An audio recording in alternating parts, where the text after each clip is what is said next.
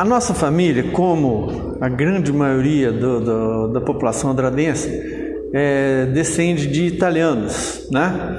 Então, no fim do século XIX, o norte a Itália foi unificada e isso daí provocou uma crise muito grande, principalmente no Vêneto, né? Que é a região do meu bisavô e tetravô, e a maioria de Andradas, dos italianos de Andradas, vieram de lá.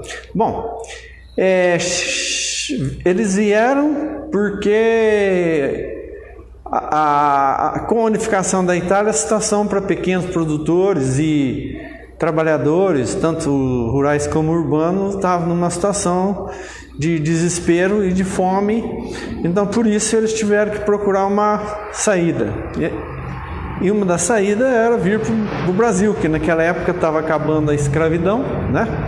A escravidão acabou no dia 13 de maio de 1888 e no dia 16 de agosto de 1838, meu bisavô e o tetravô chegaram no Brasil.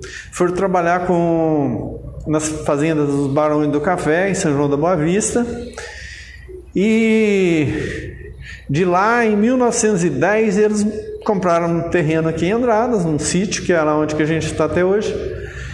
E nesse ano de 1910, chegaram em Andradas mais de 200 famílias de descendentes italianos que estavam locados nas fazendas de café. E chegando aqui, o objetivo principal era produzir café, que era a única cultura que tinha valor, o único produto que tinha valor econômico era o café. O resto não existia mercado, o resto era mercado de troca, né? Mas assim como eles chegaram, já plantaram café e na mesma hora, todos eles praticamente plantaram um pouco de uva para fazer vinho como dizia o seu Ricardo Cicero, o vinho para o gasto. A gente fala vinho para consumo, mas eles falavam, fazia o vinho para o gasto. Então, nossa família também plantou uva para fazer vinho para o gasto. E aí, o que acontece? Aqui em Andradas tem um solo, de maneira geral, um solo muito bom. Mas nós temos dois tipos de solo aqui. Os solos de contraface, que são os solos que estão com a face dela voltada para o sul e as faces viradas para o norte. O que acontece com a face virada para o sul? Os solos são muito melhores, então o café ele perpetuou mais nesse lado do que do lado norte. Então quem comprou terra na contraface, ou seja, nessa área voltada para o sul, o café demorou muito mais para exaurir. Então também demoraram mais para aumentar o cultivo de uva. E quem estava num solo mais voltado para o norte, o café, que é um solo um pouco mais arenoso, esses entraram já produzindo, aumentando o plantio de vinho e já fazendo algumas adegas pequenas. Muito primeiro, por esse fato, como o nosso sítio é um sítio de contraface, demorou muito para o nosso café acabar, e quando acabou, o que acontece? Já tinha muitas adegas aqui em Andradas, então nós nunca tivemos uma adega comercialmente, simplesmente fazíamos o vinho para o consumo próprio. Porque de 1910 até 1930, por aí, os cafés ainda conseguia produzir, porque as terras eram de mata, desmatavam, tinha uma camada de matéria orgânica muito grande, e o café conseguiu produzir aí por 20, 25 anos, mas depois ele não produzia mais cultura. O café é muito exigente no solo. Então aí que veio a cultura da uva ocupando o lugar do café. E isso cresceu muito e muita gente foi plantando uva para fazer um vinho comercialmente, e depois muita gente plantou uva para vender para essas adegas que já estavam estabelecidas, já estavam grandes, tinha grandes adegas, né? Mas isso chegou em 1960, mais ou menos. Aqui tinha 42 adegas oficiais, né? Mas na década de 60 houve uma crise no comércio de vinho. Porque esse vinho, ele era de uma uva americana, a uva Jacques, que a gente chamava. E a nova geração já não queria mais esse vinho, porque era um vinho muito ácido, um vinho bruto, né? E também aliado que na década de 60 foi a hora que a cerveja começou a expandir. Até 1960 praticamente não se tomava cerveja. Aí veio a cerveja e esse vinho com uma qualidade que não era muito aceitável, a vitivinicultura de Andradas entrou numa crise. E as pessoas que tinham adega mantiveram os parreirais, mas quem produzia uva para vender para as adegas, fomos obrigados a arrancar essa uva e plantar café de novo, dentro de uma nova tecnologia, que em 1960 o governo criou um plano de renovação de cafezais, e voltamos todo mundo para o café. Só ficaram algumas adegas que tinham um volume maior de parreiras que conseguiram sobreviver. E mesmo assim, depois começaram a trazer uva de fora, né? E acabou a viticultura de Andradas, praticamente chegou a quase acabar. Não acabou porque um ou outro continuou, mas perto dos 4.000 hectares que a gente tinha em 1960, talvez chegou a no máximo 50 hectares ou 30 hectares aí há uns 10, 15 anos atrás, né? E eu, quando era jovem, queria estudar agronomia para trabalhar com uva e com vinho.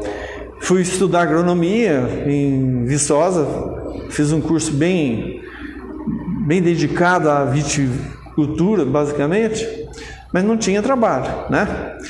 Então, formei, fui trabalhar em outras áreas e sempre chegando aqui em Andradas, indo lá no sítio, aquele vinho muito ruim, mas a gente achava bom, né? Porque era aquilo que tinha, mas eu nunca ficava satisfeito com aquela situação.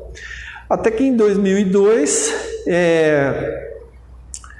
eu já estava definido com a família, as filhas formadas, todas praticamente trabalhando, aí eu resolvi para produzir vinhos bons.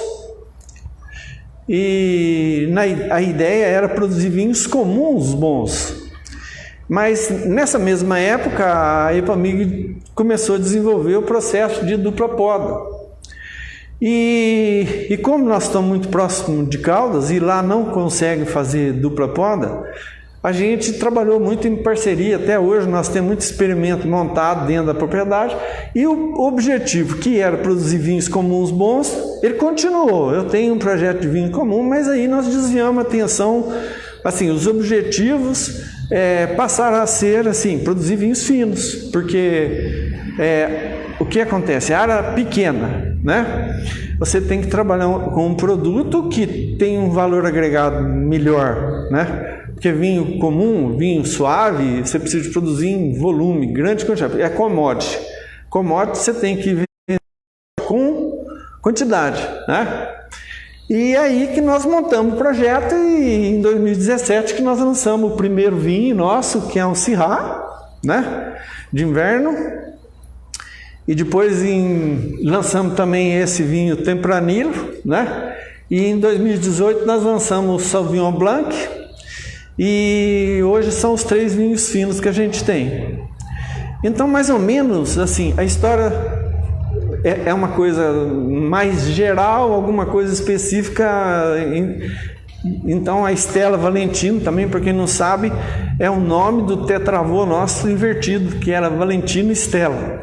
Nós somos o caçula aqui da cidade de Andradas. A gente começou há menos tempo, apesar de tomar vinho há bastante tempo, tanto eu quanto meus familiares. A gente começou a plantar uva em 2005, mais ou menos, e fomos vendo que dava certo ali onde a gente tinha essa área para plantar. E aos poucos a gente foi aumentando a plantação e tendo mais produto, a gente começou a comercializar os nossos vinhos espumantes em 2016. Você poderia contar um pouco da sua história, da sua família? Ela já era ligada com a produção de vinho no século passado ou no final do século XIX? Você pode contar um pouco para a gente essa história? Então, o meu bisavô, João Mosconi, veio para Andradas no começo do século passado, né? E junto com todos os outros imigrantes italianos, com o hábito de tomar vinho. A gente soube, né? A gente nem sabia, mas a gente soube que ele fez uma vinícola nos primeiros